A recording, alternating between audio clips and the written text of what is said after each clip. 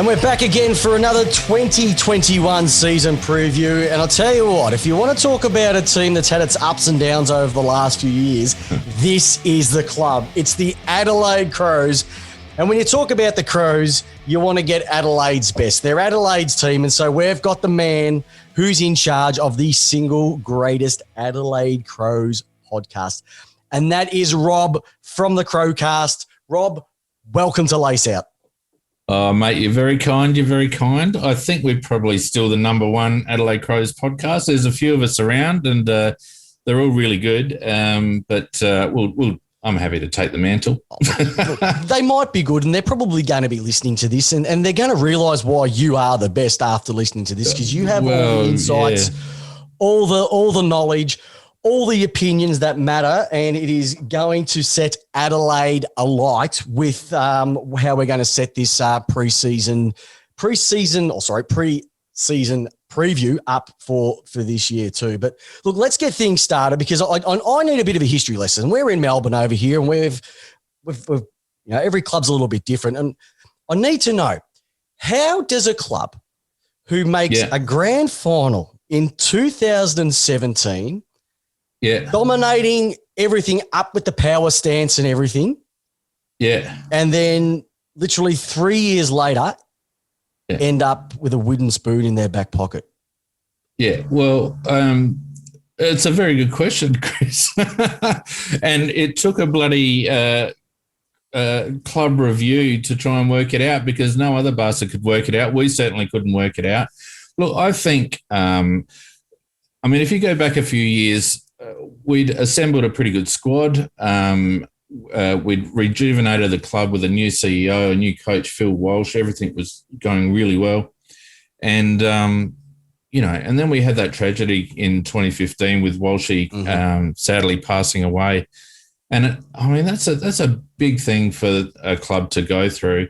And most people don't realise that was on the back of Dean Bailey also passing away, who was a very valuable member of our coaching staff as well, and mentored a lot of players. He'd passed away earlier, like a few months prior.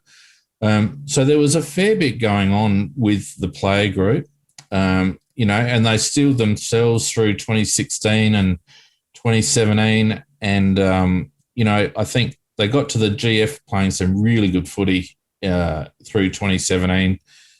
And I just think what we came up with in the end was there was a bit of fragility in the squad. And when things got a bit difficult in that grand final, I just think that was their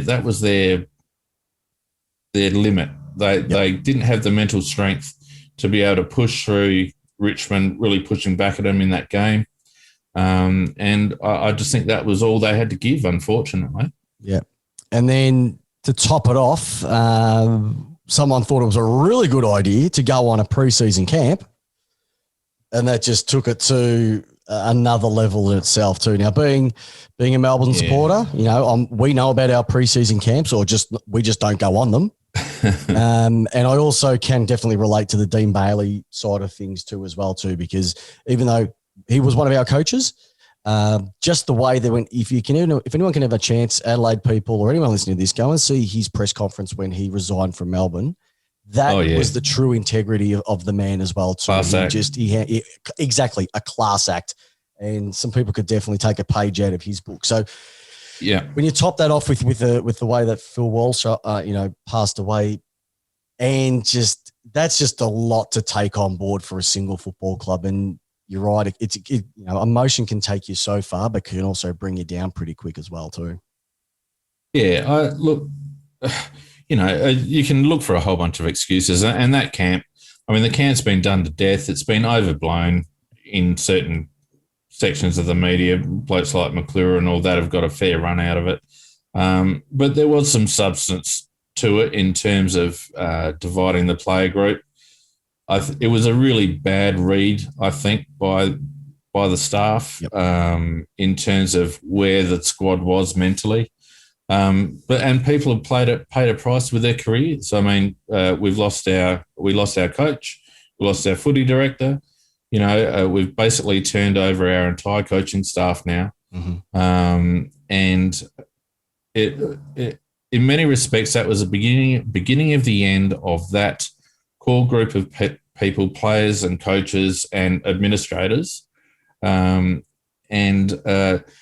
segue into what we're going to talk about in a moment, despite the adversity, it's actually left the club in a really good position because everything is fresh and there's a lot of optimism around now in terms of where the Crows are heading over the next 3 to 5 years. Yeah. Well, if we have a look at last year, just to sort of, tops and tails, the whole thing, you had a 3-14 record, did end up 18th on the ladder. Riley O'Brien took out your best and first, which was a great result.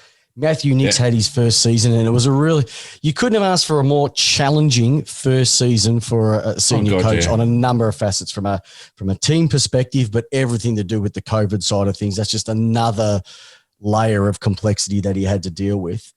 But it almost looked like when the season finished, it was almost, I reckon Adelaide would have loved another 5 weeks of footy, I reckon, towards the end, because they just seemed to get that little bit of momentum, get some wins on the board, had some cohesiveness around them, and then unfortunately it just got to the end of the season.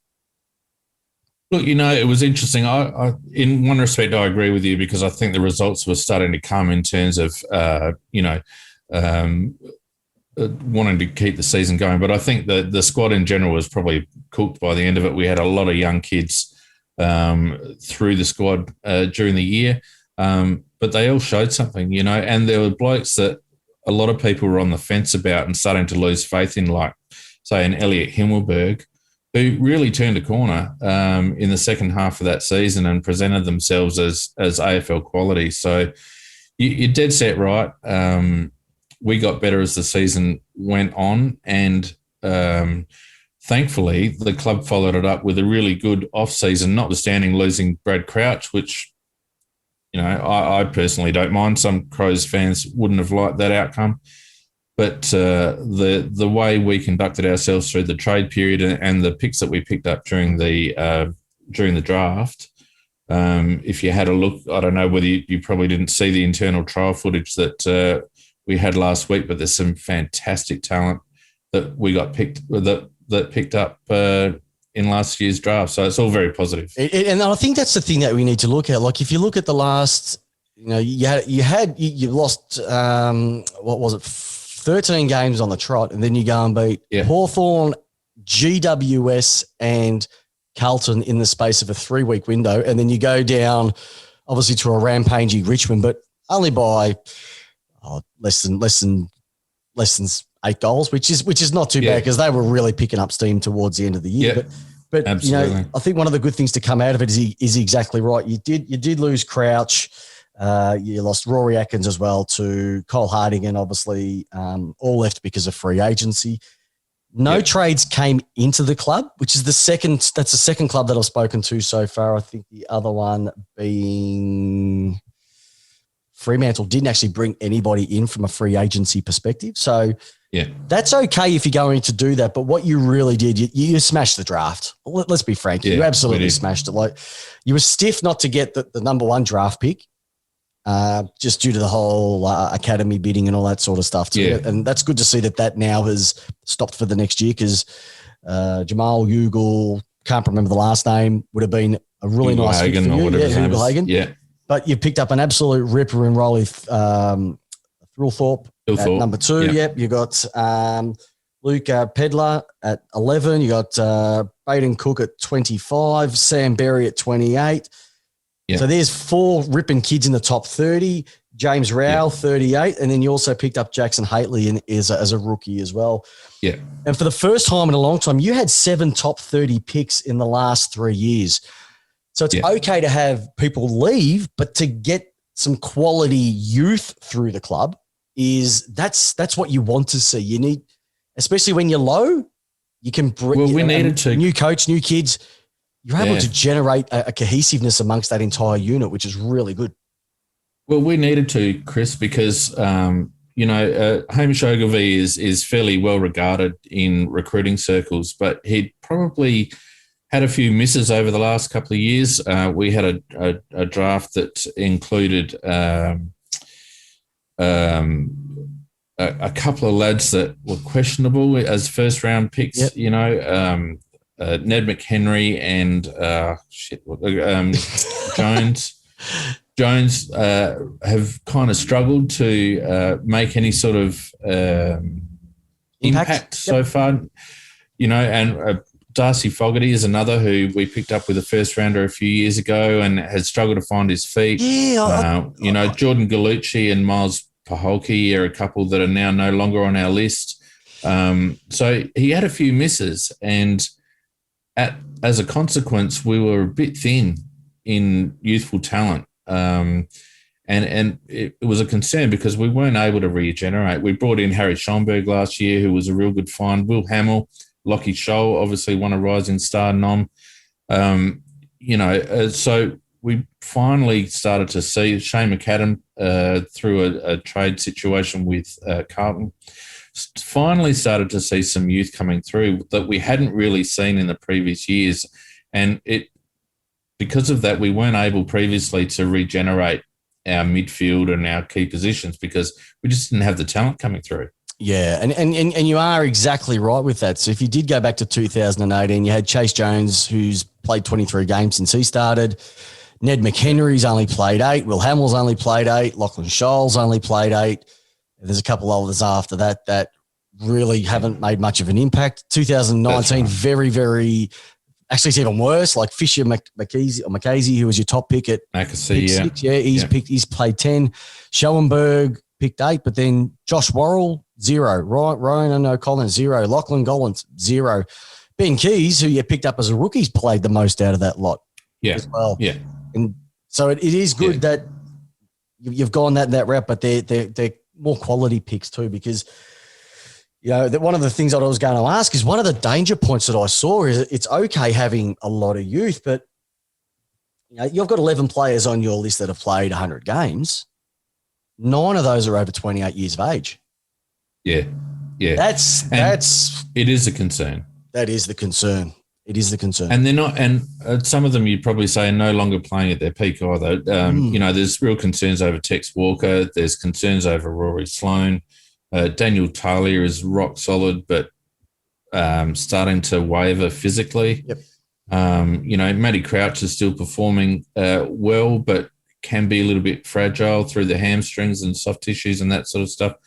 So our older players really are starting to fall off a cliff a little bit. Yep. And that's why it was so critical that we nailed last year's draft, because if we went through another draft with a few busts, that could have set us back another 2 or 3 years. And you can't afford to have that, because as you can see though, but there's other teams that have gone down the youth route and it can bounce back pretty quickly. But the thing with the kids though, they need to have that support around them. And it sort of looks like at the moment they might have to, it's just hard to say it, bide their time for a year, because they don't have a large number of those bigger bodies at that sort of, what would I say, 100 to 150 game range to protect them. That's right. As many other clubs would have probably maybe an extra 5 to 10 of those on their list, where kids are going to have to be. Yeah.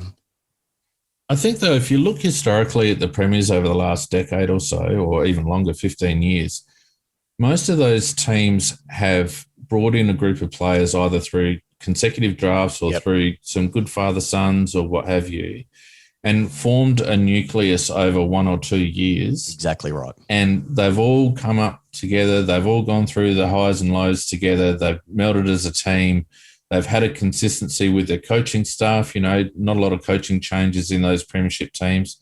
A team like, for example, Western Bulldogs had 2 fantastic drafts and brought in Luke Beveridge, and it got him a flag. The Cats had a great stretch of father-sons as well as drafting.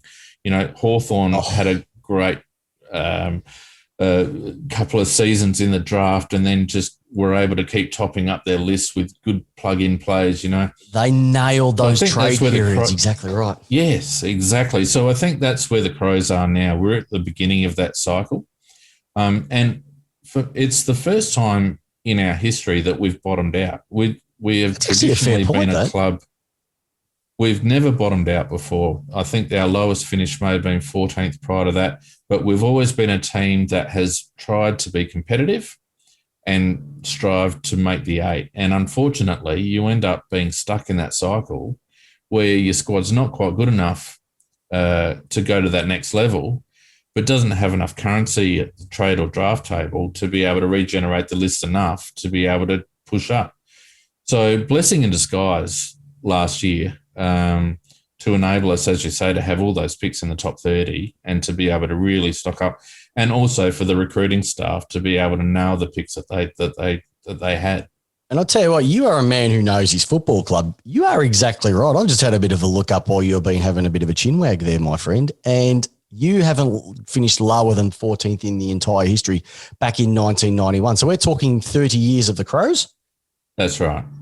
That's not a bad place to be, and to not bottom out. It's almost a bit of the, and I said this to Ross on the North Talk podcast. They've been that sort of sat around the middle, so they don't get high draft picks. Yeah. But they don't bottom out, but they don't get enough to sort of go further. They're sort of stuck in no man's land. So you either take the big jump like Geelong have almost done this year and put all the eggs in one basket, or you need to sort of, all right, flush out what we want to get rid of and build it up again. And that's what you've done this year. And I think that's a great decision that you've made. Well, the biggest example of that is West Coast. If you have a look at their standings, they very rarely finish middle of the road. The amount of times that they've had a couple of lean years in between being really competitive and being flag contenders, you won't see West Coast finish 12th. You know, they'll either finish top 4 or 6, or they'll finish bottom 4. Yeah, they're the opposite, aren't they? It's either tops or tails. There's none of this in the middle sort of thing. Yeah. Yeah, and so they can bounce back real quick because they were able to get all that talent through. And we've been the opposite, and I think it's been detrimental to us, to be honest. Yeah, you're exactly right. They're consistently playing finals or they're at the bottom. They don't sort of miss by a game or two. They're just, we're doing well or we're just falling apart at the seams. Yeah, we're not interested. Yeah. Exactly right. Now, you mentioned earlier, one of the players who won't be there next year is Brad Crouch. How much of an impact is it going to have on season 2021 not having him there as a support? Now, once again, from your perspective, I would love to hear what your perspective is on this, because it could be different to what other people might think. It will be different to what other people think. I've not been a Brad Crouch fan for the last couple of years, and to my detriment, really, in terms of how my listeners feel about me and my fellow podcasters feel about me. But Brad's had an unfortunate career because he was an absolute gun as a 17, 18-year-old. He came to South Australia in that funny little mini draft thing that happened with GWS. Yes, yep. Played a season at West Adelaide and really, started to come on. And unfortunately just had terrible luck with soft tissues, and it coincided with a change in the Crows fitness staff that probably didn't do him any favours. Yep.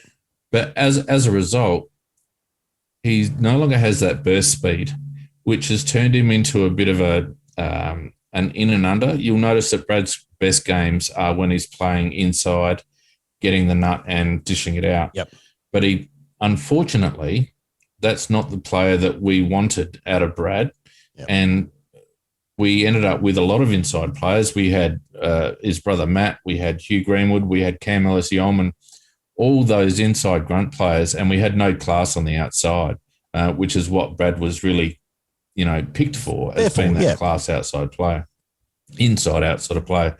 So, I hope he has a really good back end of his career. I really do. I think St Kilda's not a bad choice for him. And I think he'll be, if he gets the right medical support with his hamstrings, I think he'll do pretty well. Yeah. But I think in terms of the way our squad looks and what we needed, I think it's a win-win outcome. What did you get for him from a trade perspective, or was it a free agent? Well, we only got top of second round. which a lot of people were very disappointed about. Very disappointed about. And the club didn't really. We could have a 20-minute discussion on how the club handled that. They showed their cards way too early, and in the end, they didn't have any bargaining power, and they had to take what they were given, basically. Nope. We ended up getting good players out of it. So not all was lost. Well, you just mentioned about the club itself. We'll get onto the on-field stuff in just a moment, because there's lots of little things, getting the eyes excited for 2021 as we move in. But generally, Are you happy with the off-field, the administrative side of things of the club? Because normally for a successful club, and we've seen this probably with Richmond as the A1, the apex at the moment, that if you can get your off-field side of things solid, working together, all going in the same direction, it tends to feel to the move into the on-field side of things as well. Mark Rasciuto's seemed to have been there for quite a long time now, etc. What's the general feeling over there about the administrative side of things for Adelaide? Oh, look, I mean, I think they completely messed up their footy department. Yeah. Unfortunately, they brought in a couple of blokes, probably recklessly. Brett Burton was brought in initially as a head of fitness. Obviously an ex-Crows player, very close to Mark Rasciuto, but had basically failed at Brisbane. Brisbane went through a very bad patch in terms of results and also medically under his watch. But Rasciuto saw fit to bring him in as head of fitness, and that also coincided with us starting to have a very bad run with soft tissue injuries, and Brad Crouch was a classic there. Yep. Not only that, Brett brought Matt Haas with him from Brisbane. Yep. So we basically got rid of a guy called Nick Poulos, who's now, National Rugby Sevens fitness coordinator. Like he's gone up in the world, and you've gone backwards. Yeah, and we got Brett and Matt, and nothing against those blokes personally. We've said plenty about those two blokes, so I won't bore you with that. No, I haven't heard it. But see, following that, Brett Burton was promoted to footy director, general manager, footy ops. No background. The only background he'd had administratively was the AFLPA president, which is more or less an honorary sort of thing. So we really struggled, and it smacked of jobs for the boys. It smacked of trying to cut corners in terms of footy club spend. And when you talk about, what happened after 2017, those factors played a massive part. I mean, Brett Burton was the one who, along with Don Pike, came up with a camp idea and sourced collective minds who were really rank amateurs in that space. And it showed, and they did a lot of damage to the club as a consequence. And Jason Dunstall's review at the end of 2019 and what's happened since then, we've lost Brett Burton, or Brett Burton's been shown the door. Donny Pike was shown the door. Our senior assistant, Scott Campriali, left after 10,000 years as senior assistant, which many people were happy about. So, am I happy with the club? I'm happy with the club now. Yeah, that's fair enough. But you're allowed to be happy. In 2019, we generated a petition because we were so unhappy with the club. That was part of the reason why the club initiated their review, because us, along with other podcasts and just the general Crows public, had just become so disillusioned with the way things were being run that it was a show of people power. We did force change. And you know what? And this is the thing that, my biggest critique when it comes to the AFL, and I've said this many times on the Lace Out podcast, is that I'm so disillusioned with the AFL where they just take the members for granted. I believe. I just think they're doing it in so many different ways. They're changing rules for no apparent reason. They make no sense in what they do, etc. It's almost where they want us for our revenue, but that's about it. They don't care for our opinion. And so to hear that a collective, not just yourself, but other podcast people over there have said, no, we're not standing for this anymore. And we've seen it through history. The Dogs did it. Richmond got through it. Melbourne and Hawthorn through the merger, where people power has stuck thin, even from the Swans when they were going to bring in Terry Wallace and they decided to, okay, no, we're going to go with Paul Roos. People power will ultimately sway things. And for that to occur, I genuinely think that you are on the right path. Unfortunately, you're right. It sucks. You have to go through the crap at times. Yeah. But if that's what you have to go through to see the light, then you know what? This is going to be the light. So let's have a look at this. Okay, so for 2021, what excites you though? So looking at your list, I can see the smile on your face now because I can see the video. We want to talk about the good things because the history's gone, all right? We can only focus on the future. So who's getting you a little bit excited about where do you think the improvement's going to come from this year? Well, our midfield excites me. We've still got some old stages. We moved Rory Laird into the midfield last year to great effect, and many would say overdue. He was growing very stagnant across half-back, and he had a new lease of life running through the midfield. But it's the young lads. Harry Schoenberg could be anything. I'm willing to put my neck on the line and say that he's a future Brownlow medal prospect. He's an absolute bull. He's toned up, got rid of all his puppy fat. He may have, sophomore blues this year. It's his second season. You know how players struggle. But I think over the long term, Harry Schoenberg is going to be a premier midfielder in the competition. Nice. He really excites me. Lockie Scholl, really silky player. We've started him off half-back, but I suspect he'll end up playing a lot of time on the wing and through the midfield for us. Fantastic foot skills, plays tall for his size, needs to bulk up a bit, but a bit of silk. We picked up Luke Pedler through the draft last season. Now, Luke Pedler was the Prince Alfred College first 18 captain. Flew under the radar of a lot of people, but he is an absolute bull, Luke Hodge-like, I would compare him to. You hope so. Maybe not yet the foot skills of Hodgie, but certainly his ability to get the ball and his ability to assert himself is very reminiscent. So, and there's Sam Berry has done really well since his, in pre-season training and in the internal trial last week. Elliot Himmelberg up forward has really started to show himself as someone who can maybe make centre half forward his own. But I think the biggest excitement for me, Chris, is a bloke that probably no one over there has seen, who I'm happy to say initially I didn't think we'd take with our second pick. I thought we'd take Logan McDonald. But Riley Thilthorpe played on the wing in the internal trial. This guy is over 200 centimetres. And you would, not that he did a huge amount. The boy can run. He's a young kid. But there were times where you're watching this kid play and you think, who's this midfielder? Then you realise he's our 200-plus centimetre forward. He's small for a midfielder at 200 centimetres these days. So this guy below his knees is fantastic. He doesn't play like he's reminds me of Ben King in terms of his mobility and his ability overhead, but also his work at ground level.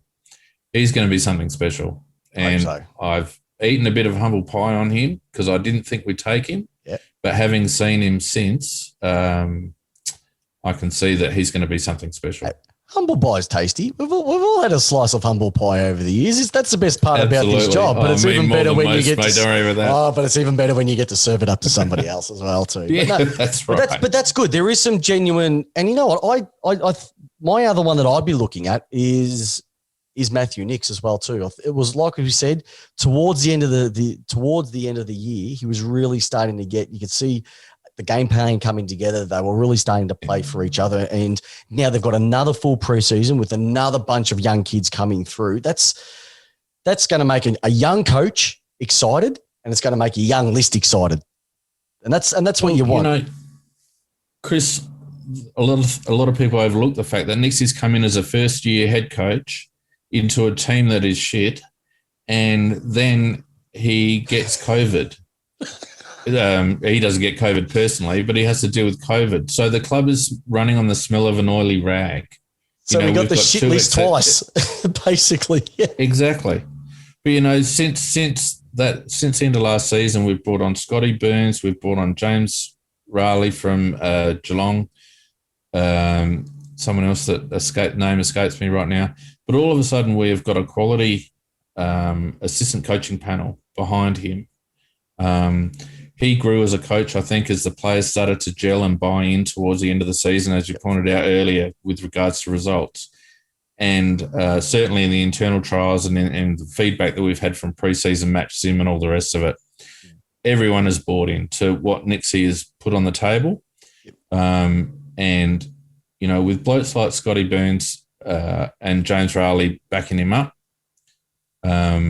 there's all of a sudden we've gone from the worst, most inexperienced assistant coaching panel or coaching panel in general to one that's got a massive amount of experience, both playing and also coaching. Well, another one you've got also there is Nathan Van Berlo, who's moved into the midfield coach. Exactly.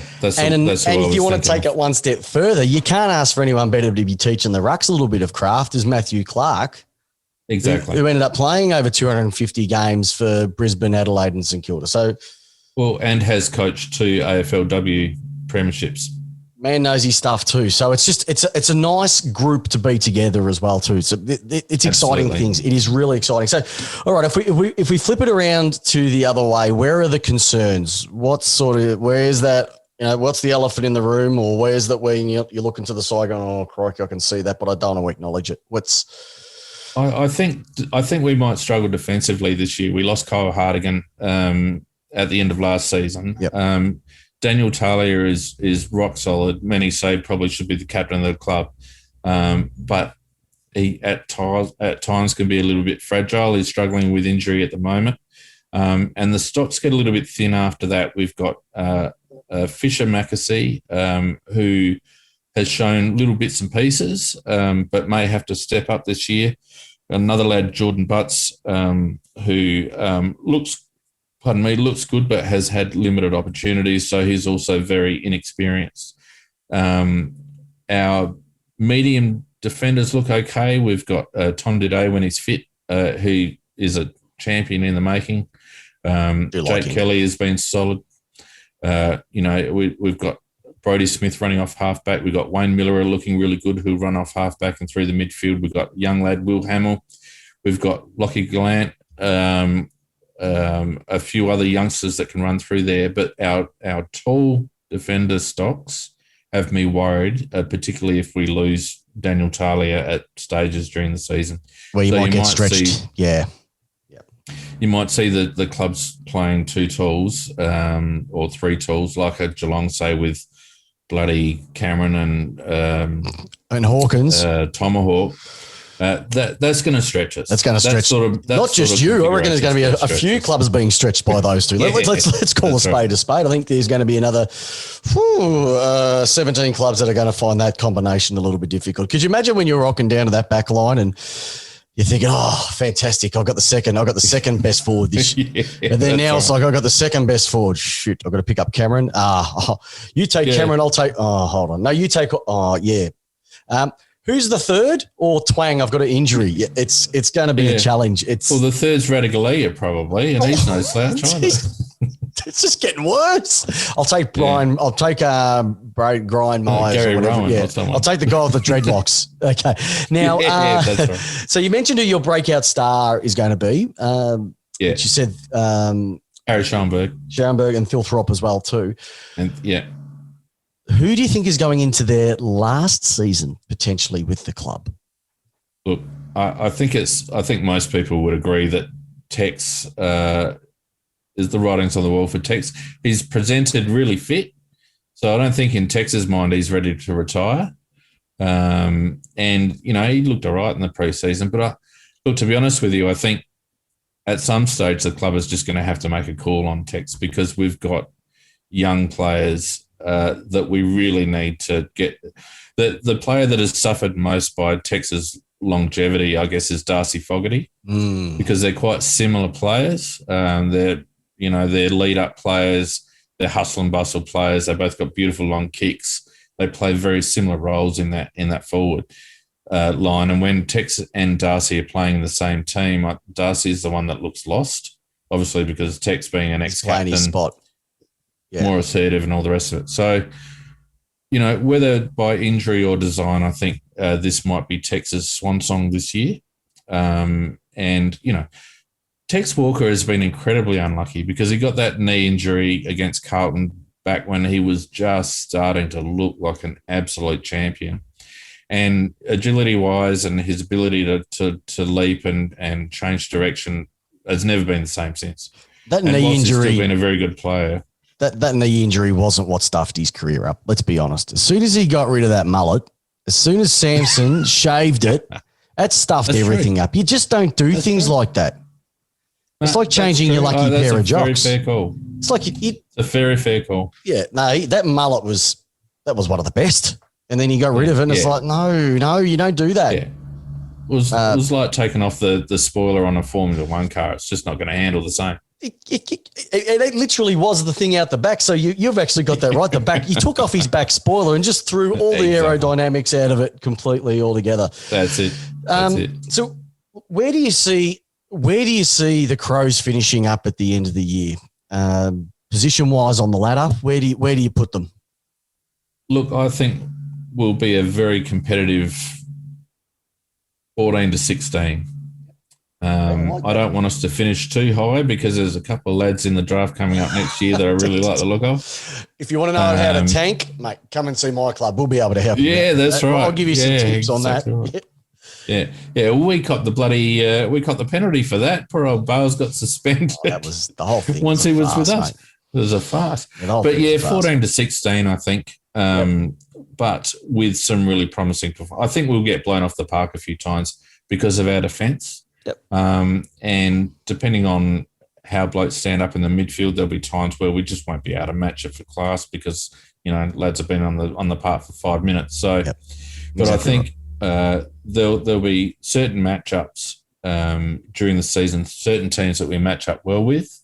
And I think you'll see a certain style of play and you'll see some individual brilliance, I guess, at times that will just make you think, they're on their way up. Yeah, because if you look at the bottom six from last year's ladder, you've got yourself, North, Sydney, Hawthorn, Gold Coast Bombers, all right? Probably even could throw Fremantle or maybe, Fremantle in there. Yeah. Like if you put the Crows against any of those teams, I can't see anyone absolutely dominating you because they're all going through similar sort of things. North are going through similar sort of things. Sydney, I just don't once again, they just keep doing what they're doing. They're just an anomaly up there. Hawthorn, I reckon, will go down even further than 15th. I think they're really getting long in the tooth of that top end. Yeah. Gold Coast are going to be the opposite. I think they might actually surprise a few and maybe climb a little bit. Chris, I have been riding the Suns for 3 seasons going, this season they've got a great squad. They're young. They've got a good coach now, all the rest of it. And they just keep bending me over and saying, no, not this year. No, I think the difference. I agree with you. Yeah. I think the difference, though, with them in the last couple of years, Stewie Jew's played a lot of the kids. There's actually players who have wanted to go there to play football, not just get a retirement check. They've picked up some absolute stunners in the last couple of years. King, Anderson, Rao. You got to think Rao will be another draft pick for them because he only played 3 games last year. That's right. Yeah. So people have forgotten about Matty Rao. Yeah. He's an absolute star. He's a star. It's been put previously. There hasn't been a footballer since almost Chris Judd who's come out of the junior series and being able to dominate games. Out of the blocks. And he's got a man's body and a man's mind at such a young age. So if you can go 14 to 16, that's going to be a massive result, especially as the wonderful champion data have ranked your draw the second hardest out there. So you finish 18th and you get the 8. I don't understand how does that happen? I thought the AFL fixture was supposed to be in 3 segments to make it a bit more equal. It's the haves, the have-nots, and the ones that we don't really worry about. And the basket cases. And so I don't know how they do it, but that makes absolutely no sense. How a team who's 18th should almost have the first easy draw, if that makes sense, and the other way. Yeah. But it doesn't work that way. But we know, and that's what I really loved about the footy last year. It was 17 rounds. You played each other one. It was the fairest draw that we've had. And I like people who go, I want 22 rounds. It's never going to be fair, where a team can play you guys twice in all respect, but then you'll have someone like St Kilda who has to play Port, Brisbane, as an example, Richmond twice. That's yeah. How does it work? It doesn't work. So I think what I really liked last year is that every game really meant something. I'd like to see that stay. I was actually kind of hoping that they realised that the rolling fixture with 5-day breaks would actually allow them to do 32 rounds if they really wanted to play every team twice. Mm-hmm. Because 34 rounds. 34 rounds. Because clubs have shown that they can come up in 5 days. Yeah, they can. It's probably the third game, though, third or fourth one after that they really start to struggle. If they're going to do that, though, they need to make the lists bigger. Bigger, exactly. They need to make the list bigger. They don't want to do that. Yep. They're trying to bring them back. Yeah. But, I think – and just get rid of all the preseason games. Just get rid of them and just – look, I think that there's some appetite for it. But once again, the AFLPA would be just like, nah, either it's too much on the players or you need to pay us more money. That's not going to I agree. Never mind. All right. Couple other little things before I get your final opinion on the rest of the comp.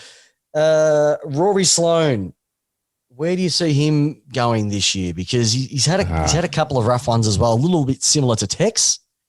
Yeah. Captain of the club. Yeah. Sloane's really he's struggled since we lost Dangerfield because I think Rory's strengths were gut running and the ability to get on the outside and really hurt teams, as well as his ability to get his own ball.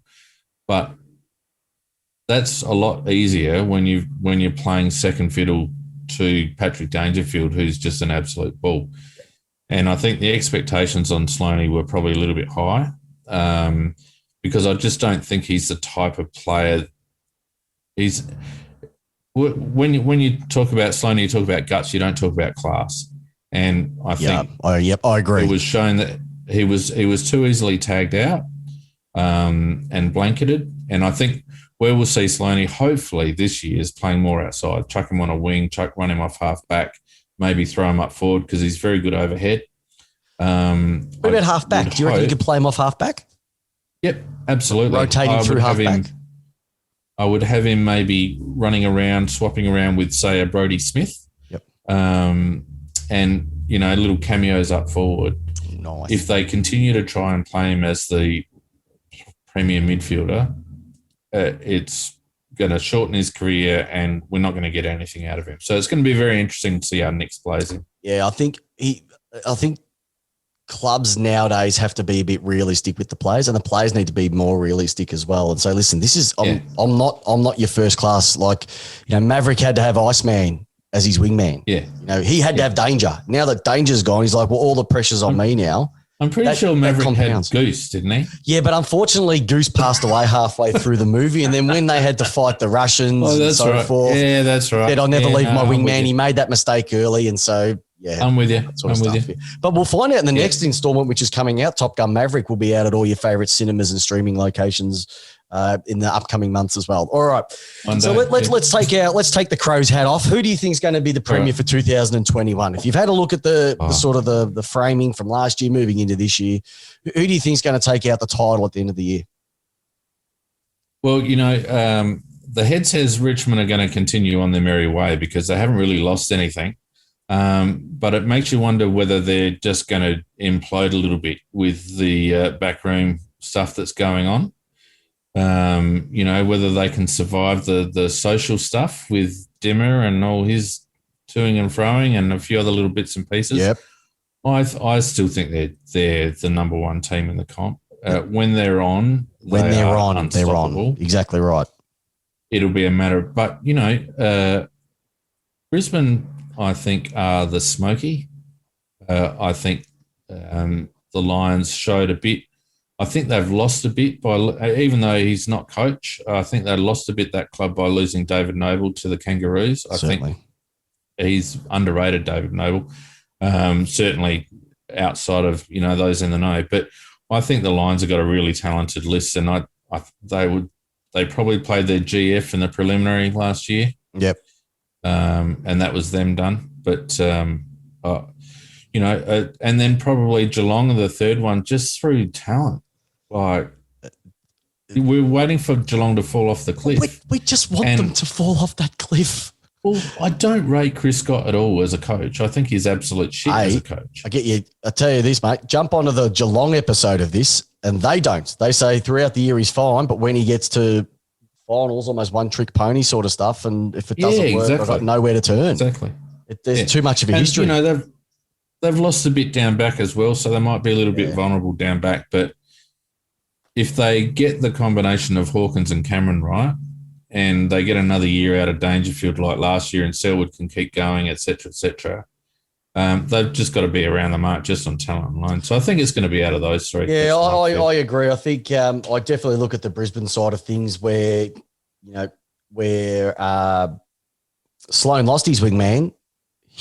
Hipwood got a wingman in Joe Danaher. Now, if Joe Danaher can be fit and he takes the mantle, Hipwood now rolls around onto the second best and allows him to play more of a freer game too. So I really hope that Brisbane, and that would just show that you can beat your bottom, everybody leaves, and if you get the right people at the club, you can turn things around really quickly and turn yourself into a destination. And that's what I really hope that Adelaide go round, because look, let's be honest, we're in Melbourne here and we don't like Adelaide teams, but we do like, we don't like seeing clubs down the bottom. Like, I'd rather see an Adelaide team that you're not going to like, make it Port Adelaide. don't like Port Adelaide. I can't, because if I don't like Port Adelaide, I will be doing this podcast every week by myself, and my co-host Jamie will do a runner somewhere else. See, they're all up and about this year. They reckon they've got it sewn up. No, I haven't even put them in my top four. Nah, don't. I wouldn't. Who's going to take out a Brownlow, do you think, this year? Yeah. Flip a coin. It's going to be a midfielder. Forget about the other ends of the ground. Oh, yeah, probably. I reckon Paddy might fire up again. I reckon he might get another one. A couple of Matt Rouse in there as well too so far. Yes, yeah, he'd be a smoky. But I reckon Paddy might have his tail up a bit. Oh, I think the way that they finished. Kicking down to those Twin Towers. I think the way that they finished off, they could have been 4.5 goals up in that grand final before halftime. Yeah. So they've got, and don't forget about Higgins joining that crew as well too. Isaac Smith on a wing, he'll have plenty of room to run. Yeah, like I said, they're putting all the eggs in the basket. If they're going, going down in a blaze of glory. It's either going to be champagne showers or the house is going to burn down and they're going to have to start from scratch again, probably from a coaching perspective as well. And a Coleman, let's have a look at a Coleman perspective, because that one is something that sort of slips under the radar. But is there anything that sort of, actually, I reckon he might have a standout year if everything goes to plan. Jeez, it's hard these days. You can't go past Josh Kennedy simply because West Coast still play that style of game that makes him a bit of a focal point. You got Richmond, they play their forwards up a lot, so they share the goals around. You can imagine that Geelong with the two blokes there will share the goals around a bit. So yeah, I'll probably go Kennedy again. All right, assuming he stays fit. And that's the thing. He's over 30 now, so he's getting into his twilight years, but he can still kick his 40, 50 a year. Exactly. It's amazing that he got swapped for Chris Judd. Like, you just sometimes sit and imagine if he was at Carlton. Yeah. Like it. Yeah. And look, the last question I'll ask you before we wrap this one up, if there was one rule that you could just either change or get rid of in the AFL, and we're not talking about the man on the mark one because everybody's going to say that one. Yeah. If there was one rule that you could change or get rid of, and I've thrown this one ad hoc at you right now, what would it be? Well, I'm going to cheat because I want to give you two. Give me two. Give me two. I want to bring hands in the back because I think that was the simplest black and white rule for an umpire to judge ever. And now that we've gone back to, you can put the hands in the back, just don't push, I'm not about it. But if we could just clean up the incorrect disposal, because it drives me crazy how teams like Geelong and Richmond and Western Bulldogs can get away with throwing the ball so much. Last time I checked, it was dropping the ball, not incorrect disposal. Yeah, well, that's what I thought too. But it's interesting as you say that, because if you ever look at a couple of the scenarios from the women's games on the weekend, there were people not even making contact with the ball. And we're not saying missing it by a mil or two. They're missing it by half a foot, and it was just play on. Yeah. And that's infuriating sort of stuff that don't try and change rules. Just get the ones that you've got. Officiate the ones you've got. Officiate the ones that you've got. Beautiful. Hey, excuse me. Rob, I need to know. So the listeners out here have listened to this beautiful season preview for 2021, and they're sitting back going, you know what? I listen to a lot of Adelaide Crows podcasts, but this guy's got something special about him. How can I catch up more about the Crowcast? So tell the listeners, when can they listen to the Crowcast? How can they find you? Okay, so this year we do a live show streaming on audio and video on Sunday nights at 7:30 Adelaide time.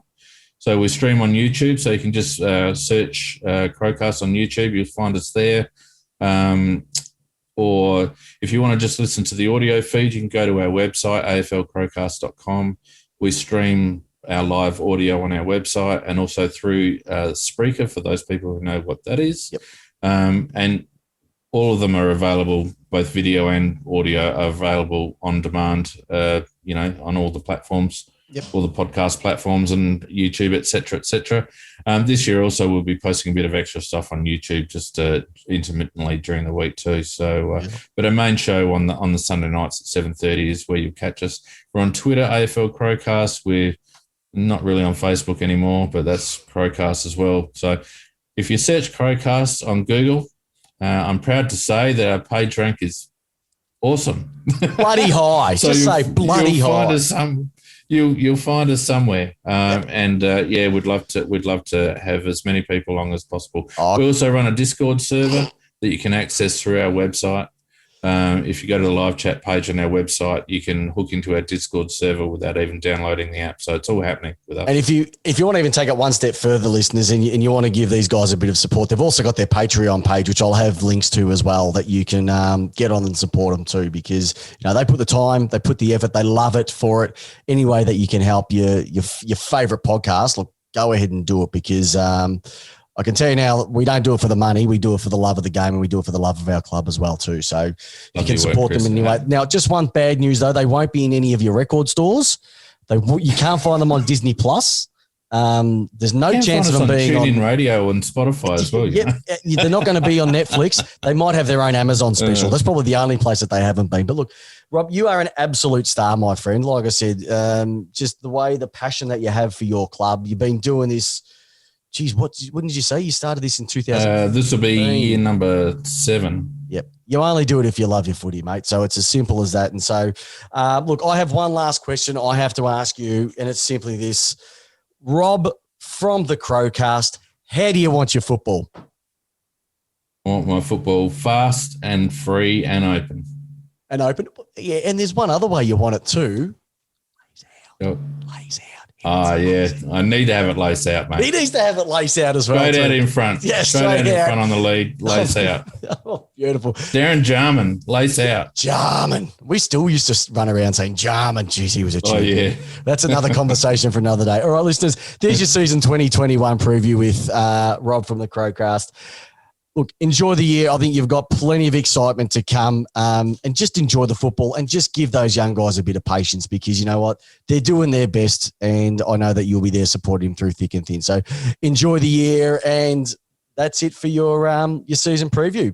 Have a great night. Chris, look, really appreciate you having us on. I'll shout out to Nikki and Macca, my cohorts that couldn't be here, but we'll certainly be pumping up the Lace Out podcast on our Crowcast as well, mate. So all the best for the season. Oh, no, I really appreciate that, mate. Like I said, all us podcasters, we're all here for each other, and we love doing it. So it's a bit of man love going each way. So, you know what, listeners, get on board, and more importantly, just enjoy your footy, because that's why we do it every single week for you guys. All right.